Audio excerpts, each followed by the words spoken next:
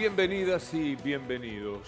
Ojalá que muchos hayan ya retornado a sus hogares, pero es difícil como se presentó el día. Lo que llamamos un verdadero día de locos. Fue insoportable para el trabajador, pero también una inmensa pérdida para el país. ¿Y quiénes son los responsables? Una vez más aquellos que tienen una gran voracidad por ganar, ganar siempre, y no les importa que sea a expensas del Estado, por un lado, en la parte económica, y de la paciencia, del aguante, de la resignación de los trabajadores. Los dejaron a pie. No pudieron venir, los que vinieron no saben cómo volver, los que ya estaban, por ejemplo, en Capital Federal y son del conurbano, debieron quedarse en cualquier sitio. Algunos durmieron en la vereda. Fue una situación muy, pero muy lamentable. Usted preguntará, ¿y quién tiene razón en esta discusión? Lo que es verdad, lo que es cierto del gobierno es que el gobierno pagó lo que correspondía. Tanto es así que muchas empresas pagaron con los aumentos los salarios, otras no. ¿Por qué? Porque hay empresas que están esperando que les reconsideren algo que tiene que ver con los nuevos costos. Pero el dinero que correspondía para este mes está. 27.000 millones de pesos de subsidios viven el negocio que tienen fundamentalmente del Estado, que es el que lo sostiene para darle la posibilidad de que vengan y vayan al trabajo y a sus hogares millones de personas. Y esto sucede todos los días. Ahí está el Estado presente. La palabra subsidio, siempre tan maldecida por la derecha, que es inevitable y que es la palabra que en todo el mundo existe. Subsidios no es una mala, sino una buena palabra. Lo importante es cómo se administran y cómo se manejan. El 80% de la vida de estos empresarios tiene que ver con lo que les da el Estado. Y de ahí sacan sus ganancias y cuando les parece que son insuficientes, pues entonces arman una especie de lockout como el que hemos tenido hoy. Y no les importa nada, ese trabajador, hasta el propio. No les interesa qué es lo que ha sucedido hoy en la ciudad de Buenos Aires, porque de otra manera no lo hubieran permitido, no hubieran procedido de la manera que lo hicieron. Es una barbaridad. Vamos a ver algunas de las imágenes de lo que hoy ha ocurrido en medio del desconcierto, de la desazón y de la impotencia. Todos los que no vinieron son la fotografía. Estos lugares normalmente atestados de trabajadores hoy tenían algunas fuerzas de seguridad por si se producía algún desmán. Después, el vacío de la ciudad. Es tristísimo caminar hacia algún lugar donde se pueda tomar un colectivo que por una enorme casualidad estuviera pasando, un taxi que no lo sabía. No había manera de viajar, no había manera de trasladarse, solamente funcionaba el teléfono para decir a los jefes en los trabajos, no puedo ir, no tengo manera, o para decirle a la familia, no puedo volver, no hay forma, no me esperes, hasta la medianoche por lo menos. Gente que ha tenido que caminar decenas de kilómetros y no porque le dé placer, desde ya, y no porque estén haciendo ejercicio, porque no tuvieron más remedio. Es impiadoso lo que han hecho, una demostración más de que son los empresarios los que suelen vivir de esos subsidios, los que sacan grandes ventajas y aquellos a los que nunca les alcanza lo que ganan.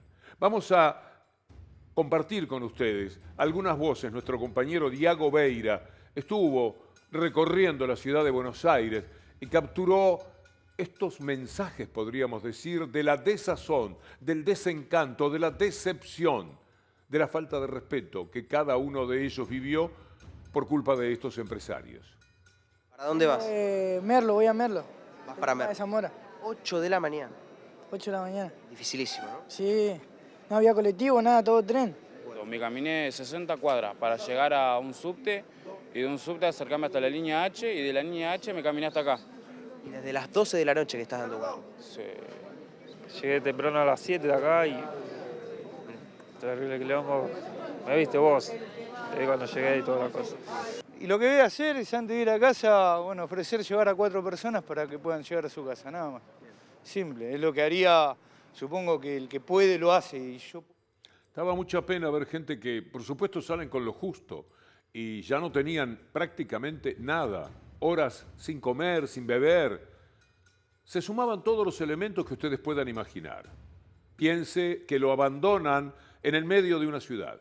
Usted tenía que volver a su trabajo y el paro lo tomó por sorpresa, porque muchas líneas pararon cuando ni siquiera, por las internas de ellos además, cuando ni siquiera era ya oficial el paro. Una vergüenza, una barbaridad, un desatino, ¿cómo quieres llamarle? Se puede adjetivar de cualquier forma y todo está bien cuando se apunta a ello. Por ejemplo, se puede decir que hubo extorsión de los empresarios. Siempre la forma de comportarse es extorsiva, con los rehenes que suelen ser los trabajadores, que suele ser el hombre común. Esto es lo que pasó otra vez y lo denuncia la ministra Kelly Olmos.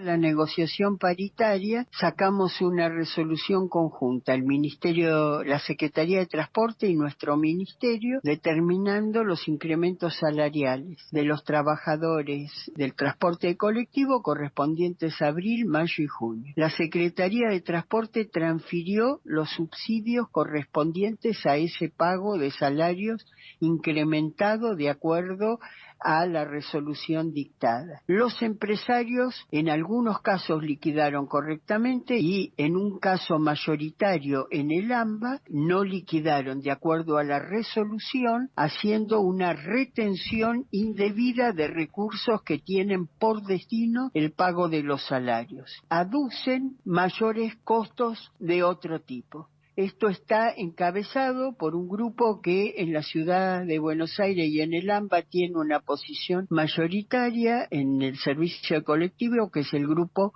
DOTA.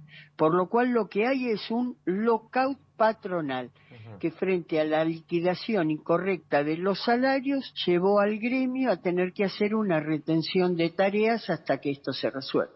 DOTA, dotados de una gran irresponsabilidad, de una inmensa falta de respeto y de desconsideración por el trabajador. Tenían los recursos, usted entiende lo que ha dicho la ministra, y esto es verdad. El gobierno no miente. Normalmente no lo hace y en este caso menos todavía. Está muy claro que los integrantes del gobierno se pudieron despachar a gusto para hablar de los empresarios, porque correspondía hacerlo. Tenían el dinero y lo retuvieron. No porque nosotros tenemos que discutir algo, lo vamos a precisar para otra cosa, era dinero para los salarios, lo saben perfectamente. El hecho de que muchos procedieran de una manera correcta marca con claridad quiénes son los que lo hicieron burlándose de lo que habían firmado, de lo que tenían pactado y finalmente de ese trabajador abandonado. Y digo esta palabra para aquellos que no pudieron volver, que no pudieron ir a su casa, que se quedaron con los pocos pesos con los que se sale cuando se va a trabajar, porque piensan que van a volver, que van a cenar en su casa, que van a estar para el desayuno allí y luego retornar a la ciudad de Buenos Aires. Bueno, esto no le pasó a esos trabajadores que fueron dejados de lado, abandonados, insisto, en el término por estos empresarios. Es una verdadera locura lo que han hecho, un proceder que no tiene nombre. Esperemos que la energía mostrada por el público también haya estado presente cuando se reunieron con los empresarios. Un rato se pusieron de acuerdo. ¿De qué manera? ¿Le dijeron en la cara que son unos farsantes? ¿O esto queda por la galería, queda para el consumo de la gente? Porque se le dijeron todo eso, pueden contárnoslo, porque necesitamos alguna satisfacción de este comportamiento. No se la pueden llevar de arriba, no les puede resultar gratis todo esto.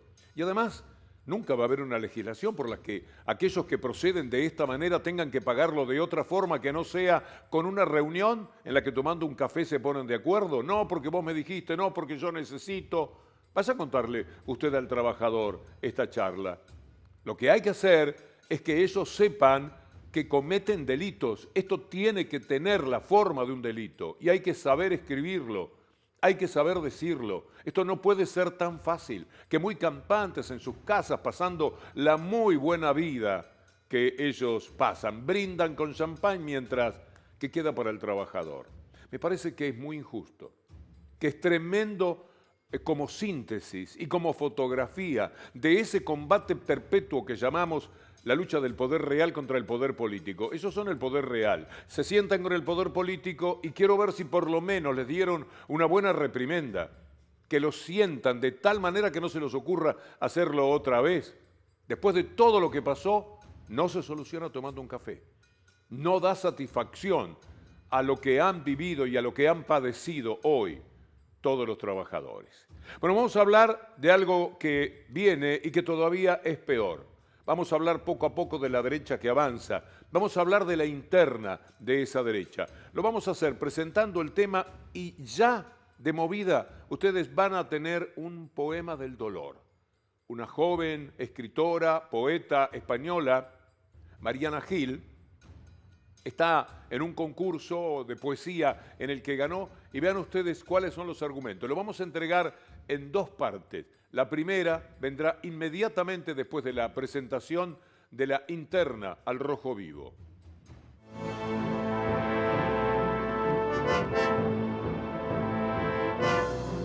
¿Cómo le explico a mi abuelo que regresó la sinrazón? ¿Cómo le cuento que han vuelto las águilas a los balcones? Que todo aquello por lo que luchó durante años ahora está en tela de juicio. Dime, ¿cómo le explico? ¿Cómo le explico al abuelo que hoy vivimos sin memoria? Él que lleva tanto tiempo batallando contra el olvido, condenado a la orfandad, a la humillación y a la pobreza. Y ahora, ¿cómo le explico que esté resurgiendo el fascismo? ¿Cómo le digo al abuelo que después de tanto afán, que tras 30 años levantándose a las 5 de la mañana para ser explotado en la fábrica, y tras tanta huelga y lucha por las condiciones dignas, ahora tal vez todo eso esté cayendo en saco roto? Que tengo un contrato basura después de estudiar un máster, que tal vez mis hijas no tengan becas para formarse. ¿Cómo le explico al abuelo que no voy a jubilarme y que si lo hago tendré que ahorrar yo para mi pensión? ¿Cómo le miro a la cara después de que me contara que destruyeron su infancia, que devastaron sus ganas? ¿Cómo le digo al abuelo que ahora, como si nada, les están dando voz en la tele y se presentan a elecciones? Que están sembrando en las mentes el discurso del odio, que vienen cargados de inquina por las libertades que tras mucho tiempo y esfuerzo hemos conseguido. ¿Cómo explicarle al abuelo que aún no está superado? ¿Cómo le digo que tengo miedo de que todo haya sido en vano? Que después de tanto tiempo de periodo democrático el lastre no se ha acabado todavía, que el país se ha cimentado sobre una historia de mentiras, mal contada y manchada de sangre. Que tiene que seguir aguantando con ya 84 años los homenajes y fiestas a los asesinos de su padre, al que nunca supo en qué tumba dejarle flores, con quien todavía sueña que un día aparece entre la tierra, tras años de batalla y búsqueda, el abuelo aún espera. Tendremos más de esta maravilla.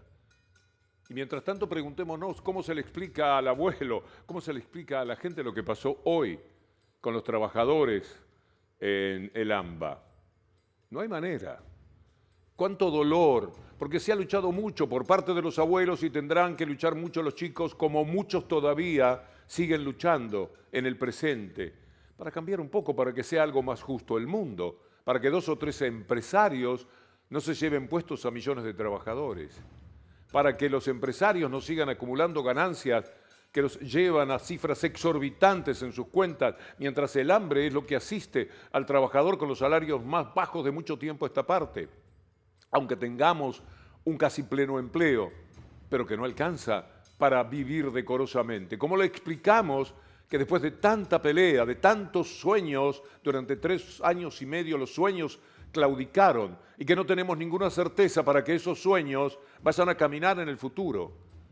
¿Cómo le explicamos al abuelo que la lucha es contra una derecha implacable, contra una derecha a la que no le importa mostrarse hasta como narcotraficantes? Como les vamos a mostrar. La derecha que quiere gobernar la República Argentina se autocalifica de narcotraficante, de narco. Lo vamos a ir mostrando poco a poco para que no parezcan palabras. Vamos a empezar por una candidata a gobernadora, precandidata en Santa Fe, una señora Lozada, aparecida del mundo periodístico.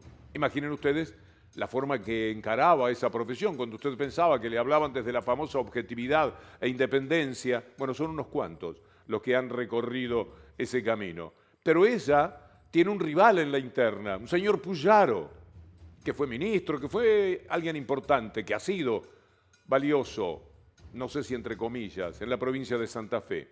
Pero lo acusa Lozada de narco. Es decir, se anima a competir con un narco. Si ella no gana, está permitiendo y ambientando que sea un narco el que se va a hacer cargo de la provincia de Santa Fe, si finalmente llega a ser gobernador, con la potencia que tiene la derecha aquí y en el mundo hoy día. Se lo dicen entre ellos, ¿eh? Escúchela. La realidad es que yo, dentro de mi gobierno, quiero ir hasta el hueso con el tema del narcotráfico. Y para ir hasta el hueso con el tema del narcotráfico, uno tiene que tener las manos limpias y no tiene que tener muertos en la espalda, en el placar. Entonces, la realidad es que yo no voy a convocar a ninguna persona que tenga o haya tenido ningún tipo de vínculo con el narcotráfico. ¿Y vos pensás Es lo que vengo diciendo. Distintos son los equipos técnicos, distinto es el resto de las personas, pero la verdad que alguien que haya tenido o tenga vínculos tiene compromisos que yo no tengo. Todos recordamos aquello de Barisco, el intendente de Paraná.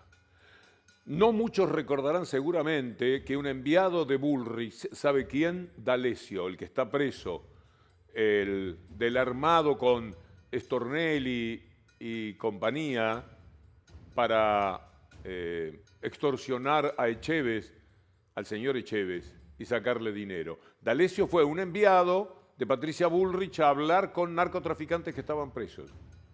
Así estaban las cosas. Pero para que no parezcan palabras y una cuestión de vanidades, eso de Lozada y Puyaro, que se entienda que es un problema muy serio que tiene el PRO, la derecha que quiere gobernar el país. Carrió me parece que es alguien dentro del PRO. Y Carrió nos demuestra que están hasta las manos en materia de narcotráfico. Ella lo dice con muchísima claridad. Yo les dije que si metían con el narcotráfico yo no quería saber nada, pero no me llevaron el apunte. Quiere decir que en efecto están metidos en el tema. Planteé hace muchos meses una estrategia que dije, vayamos a un Juntos por el Cambio que no tenga complicidad con el narcotráfico. Nadie me escuchó, se los advertí. Hay que limpiar Santa Fe. Santa Fe está tomada por el narcotráfico, tomada por el lavado de dinero. Es que yo no puedo recorrer con Santa Fe y avalar frentes de frentes donde yo sé que hay muchas personas vinculadas al narcotráfico. Es una decisión de principios y es muy difícil estar en el frente de frentes en estas condiciones.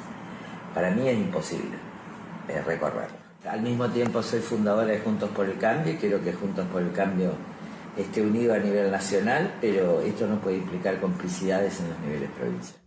Parole, palabras, nada más, porque que yo sepa no ha renunciado a ese partido de narcotraficantes, pero lo que está diciendo es muy claro. Me parece que no es necesario agregar nada. Una figura muy importante del PRO está señalando que no pudo con la conducta que ese partido tiene en la relación con el narcotráfico, de donde proviene buena parte del dinero que usan en la política. Como necesitan dinero negro, necesitan de los narcotraficantes, a veces sin tomar un contacto directo con ellos, pero saben muy bien qué es lo que viene y de dónde viene. Arroyo Salgado, la jueza Arroyo Salgado, la ex mujer de Nisman, denunció con claridad a Ritondo y a María Eugenia Vidal como aquellos que le cerraban el camino a toda investigación que le permitiese llegar a los narcotraficantes. Escúchenla. Me recusan dos letrados con aceitados contactos políticos. Uno de ellos había sido funcionario del Ministerio de Seguridad durante la gestión de la gobernadora María Eugenia Vidal. Los abogados, que tiene este fiscal provincial, uno de ellos fue jefe de gabinete del señor Ritondo y también durante su gestión en el Ministerio de Seguridad. Me recuso.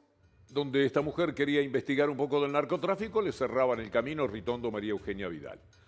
Por ahí no se podía ir. Demostración también fehaciente, como si no fuera ya algo que nos alcanza, lo dicho por Carrió, lo que está denunciando en este momento Lozada y lo que ha pasado previamente en esos hechos que están documentados y que le mencionaba recién.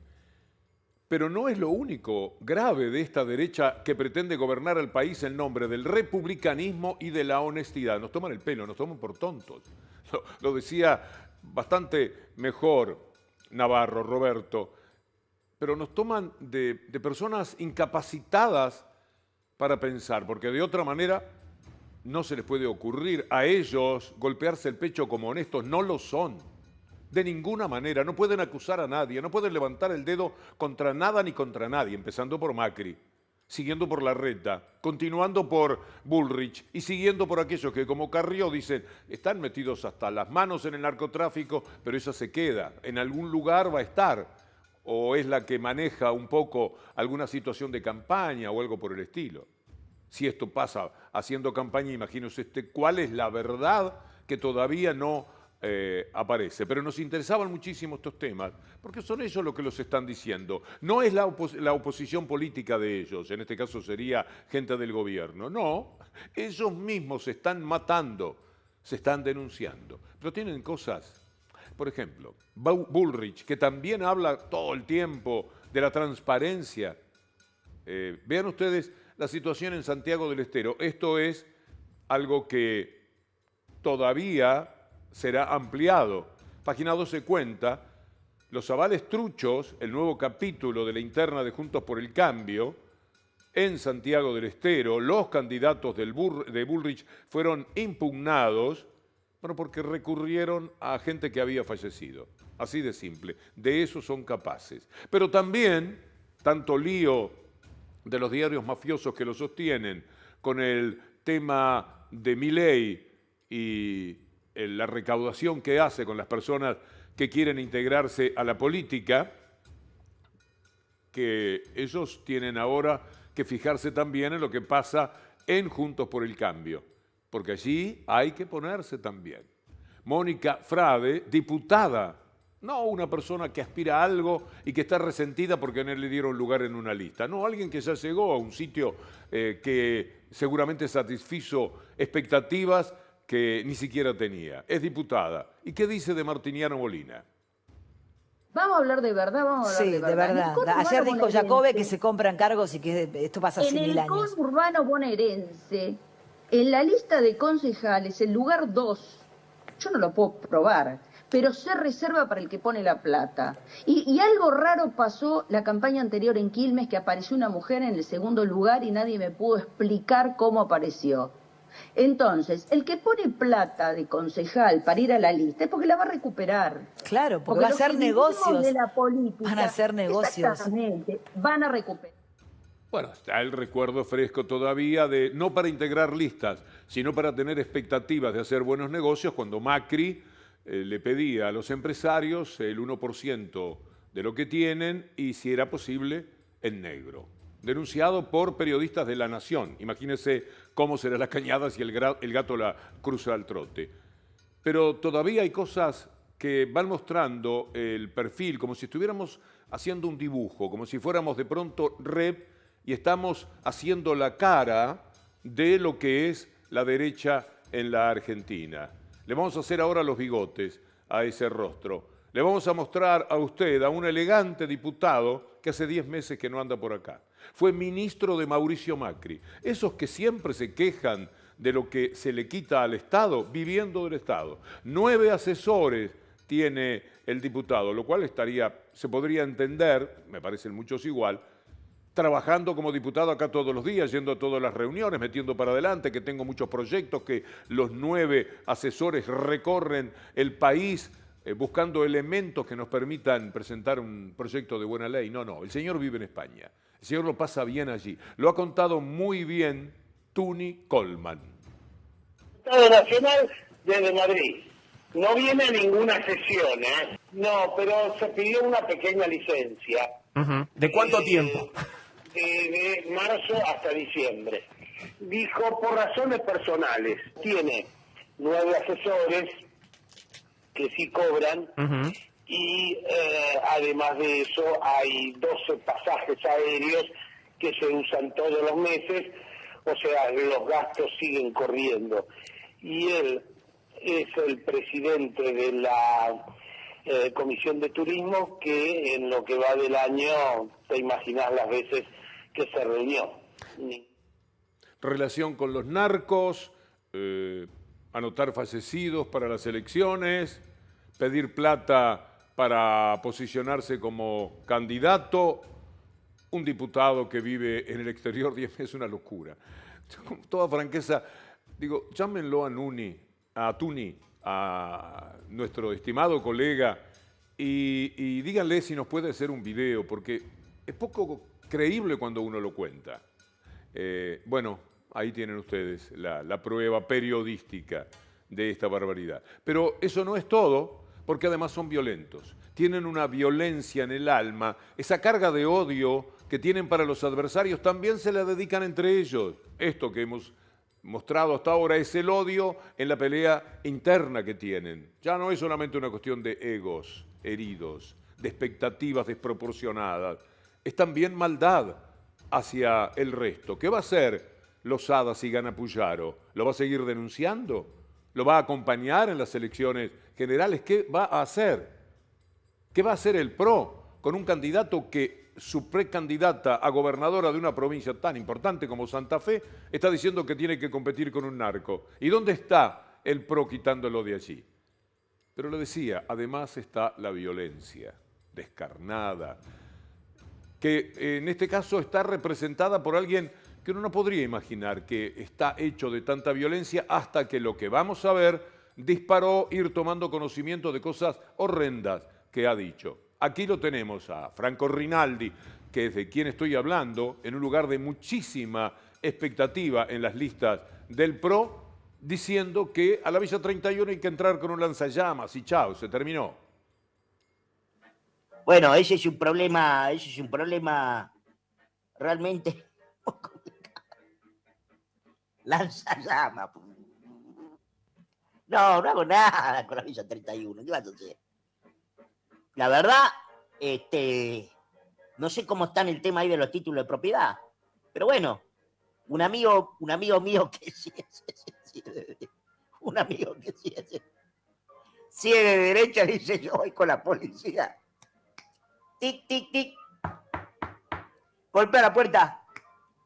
Documento y título de propiedad. ¿Lo tiene? Chao, afuera. Afuera. Y así. Y probablemente tenga que sacar a la mitad de la... Bueno, imaginen ustedes que hubo una reacción, pero la más sorprendente es la de los cofrades de Rinaldi, los que integran el mismo partido, pero facciones distintas en una interna. ¿Saben ustedes quién se indignó por lo que dijo Rinaldi? El rey de los xenófobos, el rey de los despreciativos. Esper estaba verdaderamente compungido. Vamos a leerlo. Absolutamente repudiables y deleznables las declaraciones homofóbicas. En realidad, Spert aquí hace lugar a algo que no les mostramos porque involucra a un periodista al que Rinaldi anteriormente atacaba por su homosexualidad. Y no se trata de alguien mencionado ahí, sino otro periodista.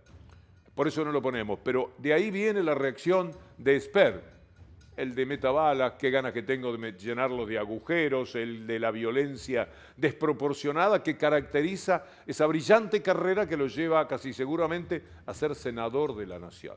Otro que se sintió muy mal con esto, que se indignó, es Lustó, en un tema de discriminación. Lustó tiene el más brillante discurso que haya pronunciado en su vida realizado contra las personas que tienen una discapacidad. Las personas que usan una muleta, las personas que tienen que usar una silla de ruedas, los que no ven, etcétera, etcétera. Porque dice que se han anotado muchos más para los beneficios que se reciben, lo cual es una tremenda mentira, además de una brutal injusticia. Pero hay que ver, un día lo vamos a pasar, la energía de ese hombre hablando contra las personas con discapacidad, que fingen, que mienten, que van a vivir del Estado. Él, que quería vivir del Estado, según Carrió, ¿se acuerdan cuando Carrió pidió que Lustó fuera desafectado de la condición de embajador en los Estados Unidos? Nada menos, eso fue Lustó. Y Carrió decía que venga para acá. ¿Por qué? Porque había comprado dólar futuro. Le quería ganar mucha platita al país de la mano del mayor comprador, por supuesto, de dólar futuro, que fue Magneto Cablevisión, 11 millones de dólares. La verdad es que Lustó compró apenas unos cientos de miles de dólares. Estos son los personajes que quieren gobernar la ciudad, la provincia, el país. Por lo menos que cuando se ponga el voto se tenga plena conciencia.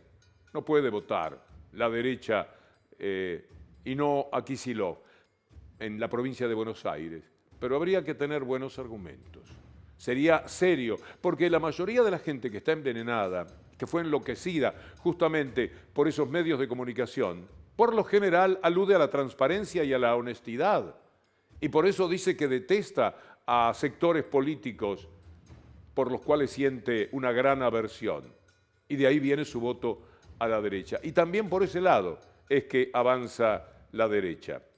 Esa derecha que se pronuncia claramente por la mano dura. Para cerrar todo esto de anotar fallecidos, de anotarse en el mundo del narcotráfico, de estigmatizar a los pobres, de pedir dinero para ser candidato. Todo esto le vamos a mostrar a ustedes cuál es la promesa más importante de la candidata a presidenta Patricia Bullrich. Siempre la mano dura.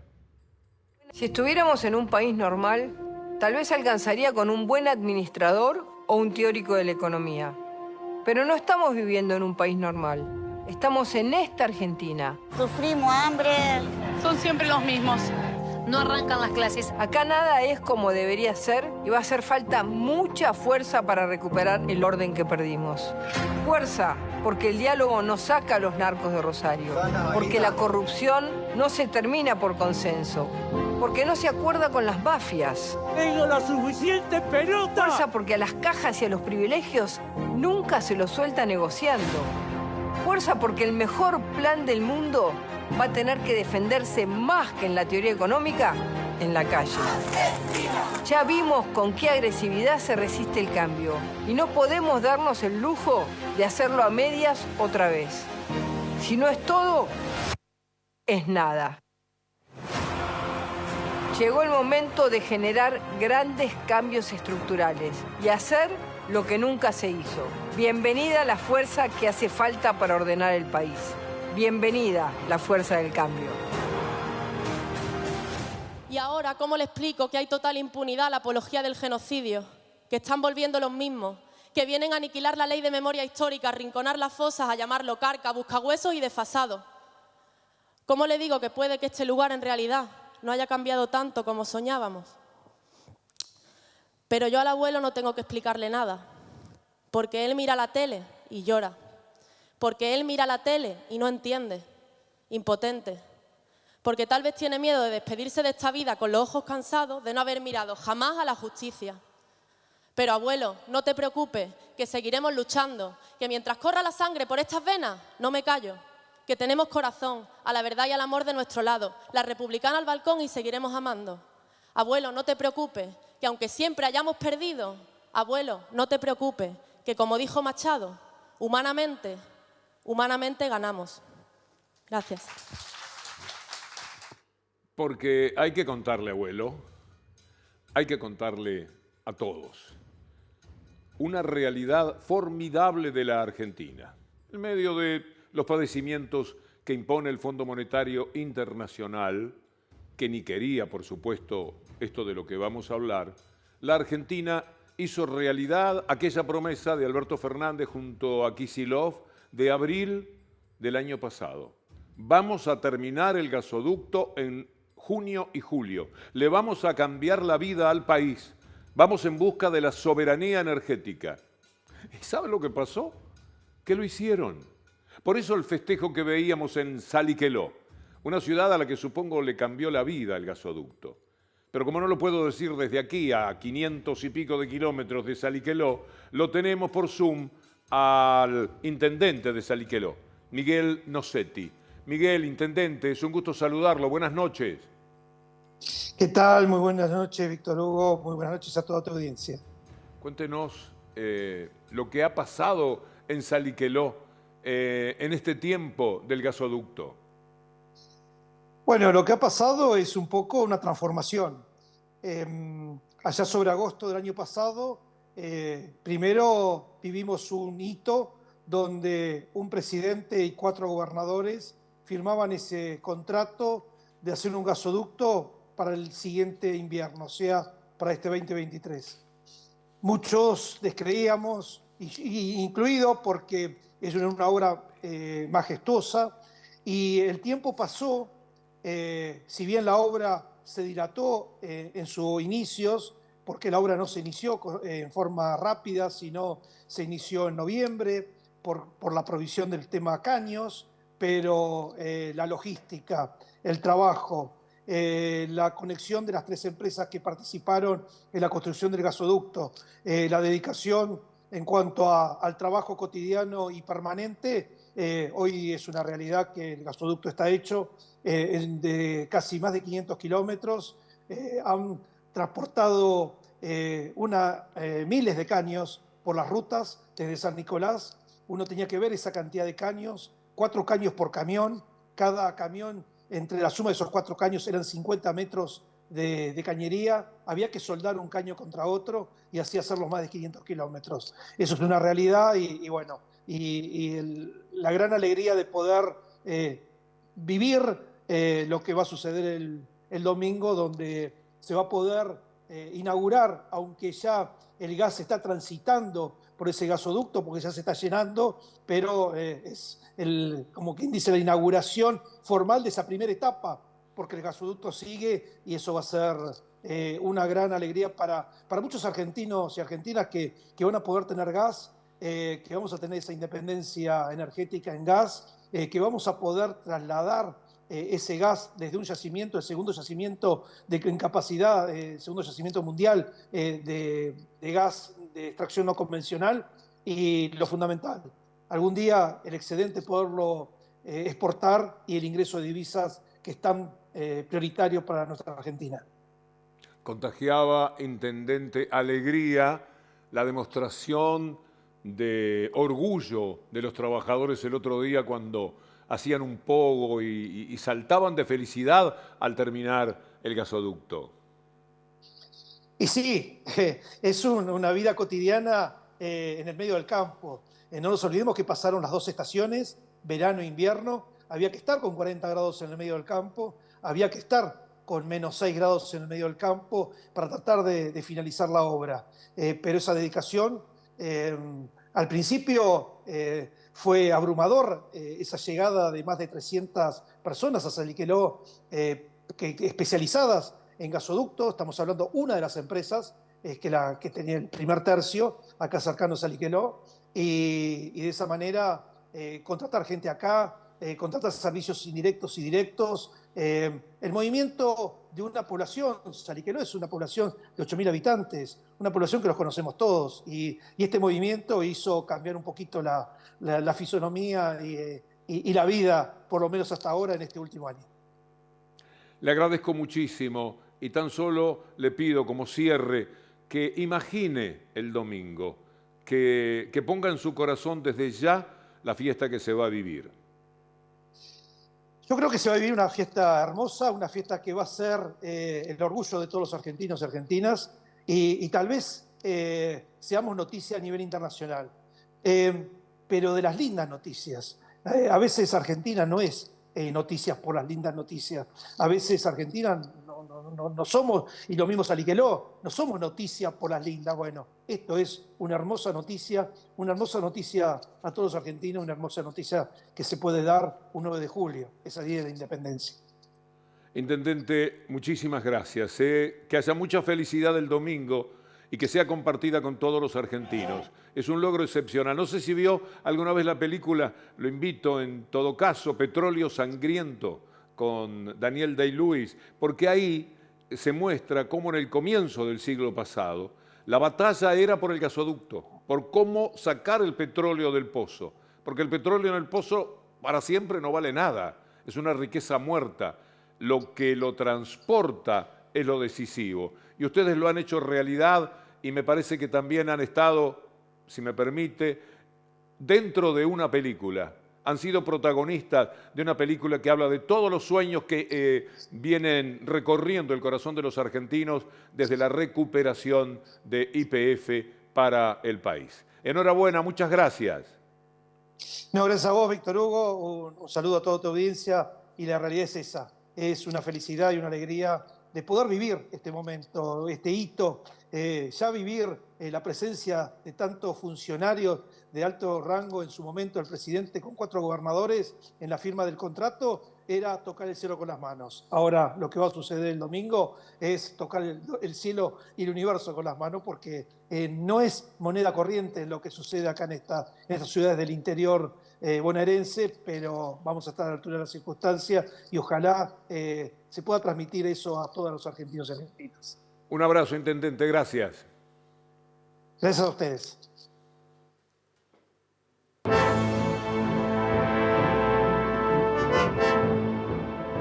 En medio de todo esto, la derecha avanza. Se logra después de la pandemia, que fue atroz. En medio de tiempos de guerra, que ha sido nefasto para el mundo entero y también para la Argentina. Y en época de una sequía pavorosa que le ha quitado al país 20.000 millones de dólares. Con todo esto y el Fondo Monetario Internacional encima, un fondo monetario con el que lamentablemente el acuerdo que se hizo a mediados del año pasado no sirvió y todo se fue para arriba, todos los indicadores fueron negativos. En medio de eso, igual se está consiguiendo que el país avance. Como avanza la derecha políticamente, que el país, el real país, avance, que tenga posibilidades, que cuando se rompa esta trampa que significó el Fondo Monetario Internacional, esperemos que por un buen acuerdo, por un acuerdo en el que esté primando un sentido soberano y una verdadera confrontación política con esos delincuentes internacionales del Fondo Monetario Internacional, que cuando la inflación esté bajo control, cuando el trabajador en blanco, para ponerlo de ejemplo, no esté en condición de pobre, muy rápidamente, una industria que se ha recuperado, un país que tiene todos los meses, desde hace 21 meses, más gente trabajando, un país que a la salida de todo eso que fue un lastre tremendo, que dejó el neoliberalismo y la pandemia y la guerra y todo lo demás, se permite todavía auspiciar la chance de ofrecerle trabajo, que es una palabra muy difícil hoy día en el mundo por el avance de la tecnología, por tantas cosas que ocurren. Hasta lo positivo que pasa en el mundo se vuelve en contra del trabajo. Mire, se habrá que batallar. Bueno, esto que va a suceder el domingo merece instalarse como un punto de partida, como el primer día del resto de la historia energética de la República Argentina. Aquello que cambió con Mosconi, bueno, que ahora se pueda hacer realidad a partir de conseguir lo más importante, porque no alcanza Vaca Muerta. Vaca Muerta es nada si no traen lo de Vaca Muerta. Bueno, lo están trayendo. Esto es formidable. Y mientras tanto, la derecha avanza políticamente. Vamos a recorrer una nota de un talentoso colega y amigo que es Jorge Elbaum en El cohete a la luna. Vamos a tomar algunas partes de un recorrido en el cual está señalando cómo a esta gente que ha hecho esto, justamente los que recuperaron YPF, los que pusieron en marcha en Vaca Muerta y los que han hecho el gasoducto, dice el deseo de Horacio Rodríguez Larreta de terminar con el kirchnerismo para siempre es el epílogo de una serie sistemática de estigmatizaciones que se derraman en los ámbitos políticos, jurídicos, intelectuales y mediáticos, ampliados o reproducidos por las múltiples redes sociales. En todos esos terrenos, de forma combinada, se sedimentan estructuras discursivas que modelan el sentido común sobre el que se montan las agendas y los debates sociales y políticos. Vamos a ir dando ejemplos. Aquí está Larreta. ¿Lo tenemos? Bien, escuchémoslo a Larreta. A cambiar la vida, porque de eso se trata. Está fallado, no hay ninguna intencionalidad, por supuesto, pero a veces hablan de una manera que cuesta mucho entenderles. Le debemos a Larreta hablando de el exterminio que hay que hacer, porque ellos usan ese tipo de palabras siempre. Después dice, no, yo quiero la buena voluntad, yo quiero un país con diálogo, un país que se entienda, un país que hable. Y luego, acto seguido, dice, yo los quiero exterminar, yo los quiero matar, yo los quiero sacar de la carrera, hay que acabar con ellos. Esto es lo que verdaderamente piensa. Sigamos un instante más con Elbaum. y probemos el otro audio que tiene que ver con Carrió. ¿Por qué con Carrió? Vayamos a la nota del cohete a la luna. El punto de partida de la violencia simbólica contra el kirchnerismo fueron los debates de la 125. Al 25 de mayo de 2009, el entonces candidato a diputado de la coalición cívica y ex titular de la Federación de Asociaciones Rurales de Entre Ríos, Jorge Chemes, señalaba que, como en la guerra, hay que ir matando a los de la primera fila. Hay que barrer a la mayoría, a la mugre, para después sí empezar a remar. Hay que cortarle la mano a los Kirchner, porque vienen por más. Lo primero es el enemigo, al que hay que matar. Ese mismo día, Elisa Carrió se sumó al coro de la necrofilia, ese mismo día de las palabras de Chemes, para advertir. La gente en la calle dice que se vayan. La gente en la calle dice, los quiero matar. La gente en la calle. La gente en la calle dice que se vayan. La gente en la calle dice, los quiero matar. Sigamos con esa nota que va haciendo un raconto de algunas de las veces en las cuales se habló de acabar. Siempre lo dan por terminado. Hay un resurgir especial de ese sector político. En 2010, el entonces presidente de la Unión Cívica Radical, Ernesto Sanz, se encargaba de estigmatizar a Cristina Fernández de Kirchner al afirmar que su decreto conocido como Asignación Universal por Hijo, vaya pensando lo que ha sido la Asignación Universal por Hijo, aprobados meses atrás, se había desvirtuado. En el conurbano bonaerense la Asignación Universal por Hijo, que es buena en términos teóricos, se está yendo por la canaleta de las cuestiones, dos cuestiones, el juego y la droga. Usted advierte del 2 al 10 de cada mes, cuando se liquida la asignación, cómo aumenta la recaudación de los bingos. Hay que ser, ponga usted el adjetivo, hay que ser, de los bingos y de los casinos. Los pibes, los padres, Asignación Universal por Hijo que se le da a las madres. Justamente, ¿qué va a hacer una madre? Se iban al bingo, no le daban de comer, no le compraban unas zapatillitas. Es atroz, pero recordemos que eso fue dicho. En el conurbano bonaerense, la Asignación Universal por Hijo, que es buena en términos teóricos, se está yendo por la canaleta de dos cuestiones que el gobierno no solo que no las ve, sino que muchos de sus aliados, los intendentes del conurbano, las apañan. El juego y la droga. El juego y la droga. ¿Qué quedó de todo eso? Pero esto fue recogido por todos los medios mafiosos que protegen a la gente de ese partido y de todo lo de ese partido, si no tenemos en cuenta que fue el partido del doctor Alfonsín, por ejemplo. Pero lo que queda de esa Unión Cívica Radical, que tiene cierto poder en la política nacional, es parte de Juntos por el Cambio. Y ellos hablan de que se iba por la droga, por la canaleta de la droga se está yendo el PRO, le podríamos decir, exagerando, claro, a el señor Sanz. Vean un poco más de la nota de Jorge Elbaum, porque es ilustrativa de lo que ha sido la manera de atacar siempre. Luego del triunfo electoral de los globos de colores en 2015, el ministro de Economía, Alfonso Prat Gay, consideró que una parte del personal de su cartera podía considerarse descartable, asegurando que no vamos a dejar la grasa militante, vamos a contratar gente idónea, vamos a eliminar ñoquis. Enseguida le vamos a mostrar que eso no sucedió, que ese ataque a quienes estaban en el Estado simplemente sirvió para echar gente y tomar a la propia. Escuchémoslo primero a Prat Gay. Y queremos que ese Estado tenga contenido, que tenga los recursos, que no le sobre la grasa de la militancia, pues nosotros no vamos a contratar militantes. Hoy la mafia del señor Mañeto vuelve sobre la grasa militante. Mire la tapa, porque siempre están dando vueltas. La izquierda da trabajo a cualquiera. Denuncian que en la AFI pasan a militantes K a planta permanente. ¿Quiere ver la verdad de números indisputables? Aquí va esta primera placa. Los empleados públicos en la presidencia de Macri. Tomó el Estado con 3.124.000. En 2016 ya había 3.156.000.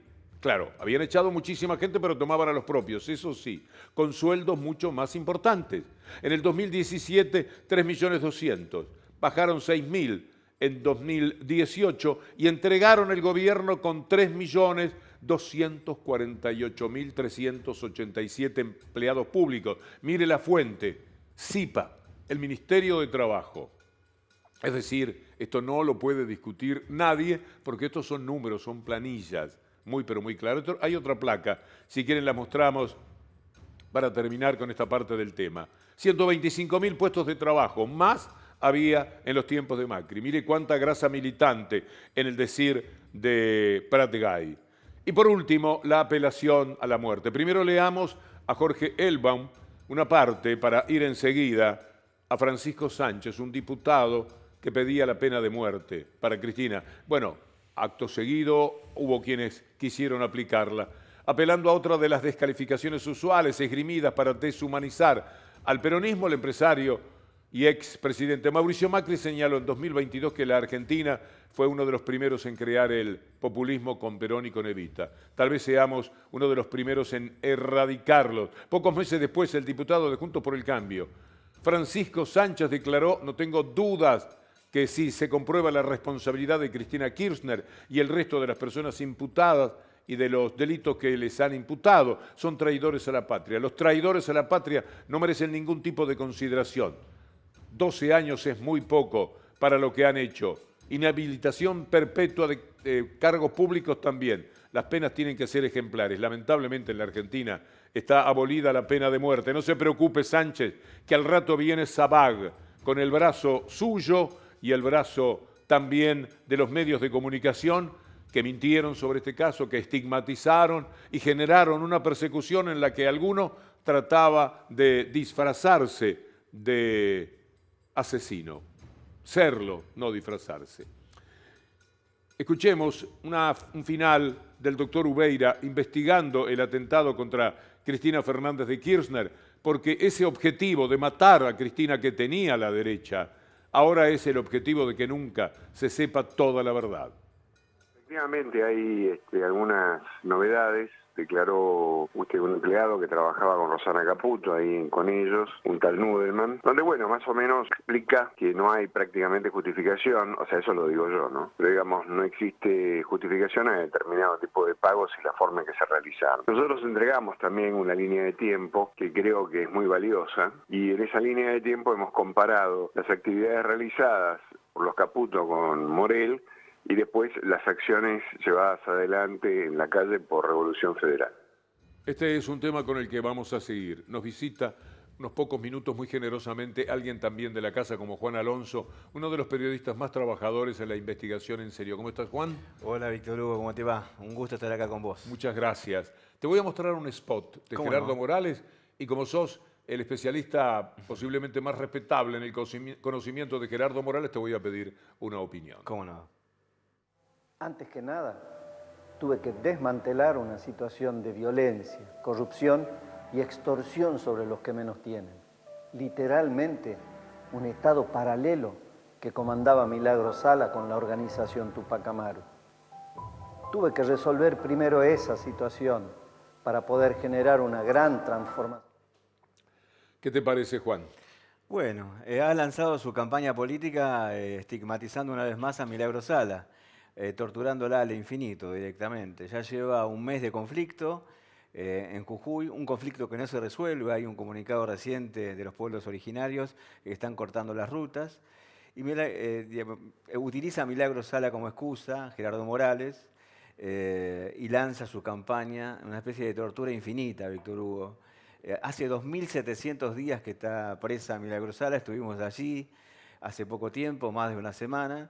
Y Morales viola los derechos humanos y viola la Constitución Nacional. Hay personas que fueron buscadas a la madrugada, hay personas que se mudaron a otra provincia, que han sido torturadas en el penal de Alto Comedero y realizan las denuncias con el mismo pánico que sentían las víctimas de la dictadura. Bueno, ya se han presentado alrededor de 150 habeas corpus. ¿Qué es lo que le da tanta impunidad a Gerardo Morales? La candidatura a la vicepresidenta de la Nación, el acompañamiento que tiene por parte de la hegemonía mediática y no poca complicidad del PJ en la provincia de Jujuy, que concentra también los principales portales y los principales diarios. ¿Cuál es la situación actual? ¿Sigue teniendo el control político a pleno como marcaron las elecciones?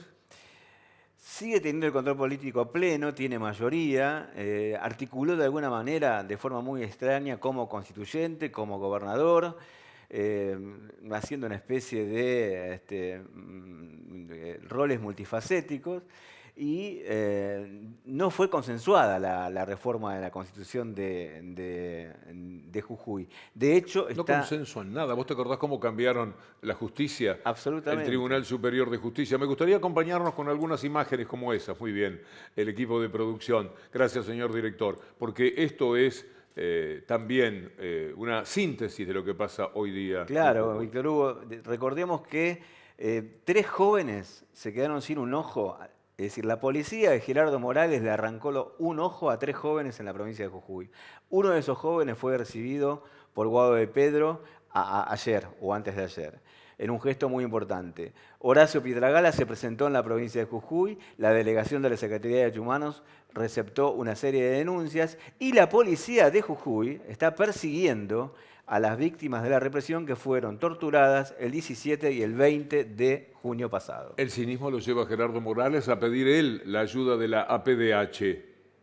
Otra perversión más del gobernador de la provincia, que no hace más que, digamos, demostrar lo que es. Porque vos lo has dicho muchas veces, Víctor Hugo, hay un gesto de cobardía acá también, ¿no? Hay un sesgo de cobardía, porque él no soporta que esta lucha esté llevada sobre todo por mujeres, maestras de colegios primarios, maestras de jardines de infantes, mujeres de pueblos originarios. La marcha de ayer era conmovedora. Conmovedora. Calles y calles de gente muy pacífica, por otra parte, que desfilaba por allí. Al cabo de lo cual, inmediatamente, cuando pueden, se produce este tipo de represión.